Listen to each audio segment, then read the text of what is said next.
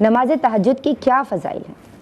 بسم اللہ الرحمن الرحیم۔ علماء نے بڑے واضح انداز میں یہ بات بیان فرمائی کہ جس کو تہجد کی توفیق مل جائے اس کے لیے یہی کافی ہے۔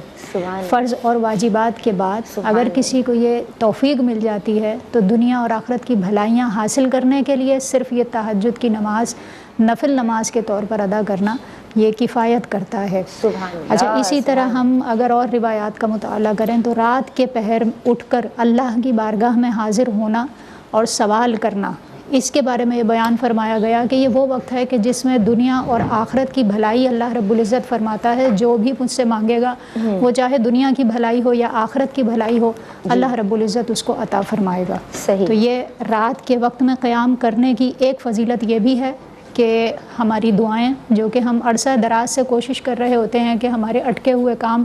پورے ہو جائیں، تو اس کے لیے ایک کامل وظیفہ اور اللہ رب العزت کا قرب حاصل کرنے کا ذریعہ بھی ہے۔ اسی طرح قیام اللیل کو خود پر لازم کرنے کا حکم اس لیے بھی دیا گیا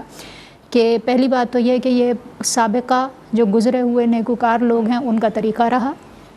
قرب الہی کا ذریعہ ہے، سابقہ گناہوں کو مٹانے کا ذریعہ ہے اور آگے مزید گناہ کرنے سے بچانے کا ذریعہ بنتی ہے۔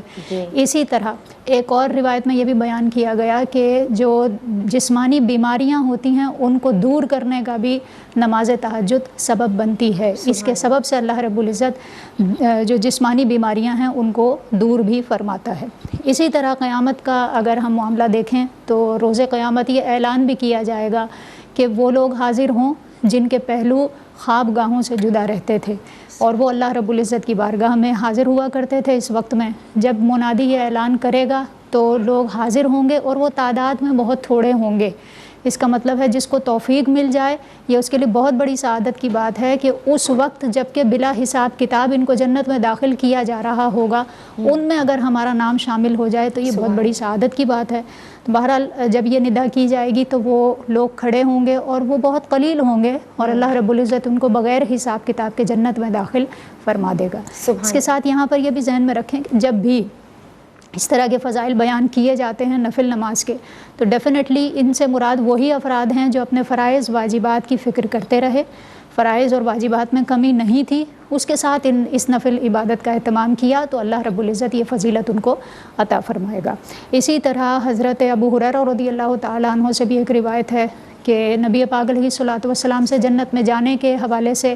عمل پوچھا گیا تو نبی پاک علیہ الصلوۃ والسلام نے فرمایا سلام کو عام کرو، اور اسی طرح فرمایا کھانا کھلاؤ، رشتہ داروں کے ساتھ اچھے سلوک کرو، اور جس وقت لوگ سو رہے ہوتے ہیں اس وقت اٹھ کر اللہ کی بارگاہ میں حاضر ہو جاؤ، اس کی بارگاہ میں نماز ادا کرو، یہ عمل تمہیں سلامتی کے ساتھ جنت میں لے کر چلا جائے گا۔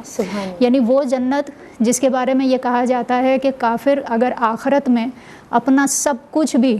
دنیا کے برابر جتنا بھی ساز و سامان ان کو دیا جائے یا آخرت میں جو بھی ان کے پاس موجود ہو جو دنیا کا سامان تھا اس کے برابر ان کے پاس آخرت میں سونا چاندی موجود ہو اور وہ دے کر اگر جنت میں جانا چاہیں تو وہ نہیں جا سکتے، ایک ایسی قیمتی جگہ، اور اللہ رب العزت کتنے چھوٹے چھوٹے سے کاموں کی وجہ سے چھوٹی چھوٹی سی نیکیوں کی وجہ سے جنت کے راستے آسان فرما رہا ہے، تو اس کا اہتمام کرنا چاہیے اور اگر روٹین میں شامل ہو جائے تو یقیناً یہ بہت بڑی سعادت ہے۔ تو اپنے ٹائم کو اس طرح مینیج کریں کہ کچھ نہ کچھ وقت اس کے لیے صرف کر سکیں۔ سبحان اللہ، ماشاء اللہ، اللہ تبارک و تعالی ہم سب کو